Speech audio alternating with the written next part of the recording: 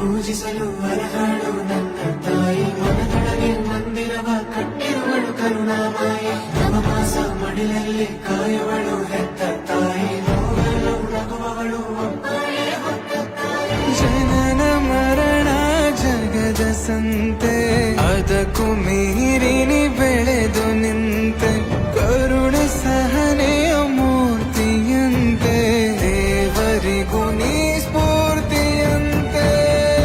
ಅದೃಷ್ಟವು ನನ್ನ ಪಾಲಿಗೆ ನಿನ್ನ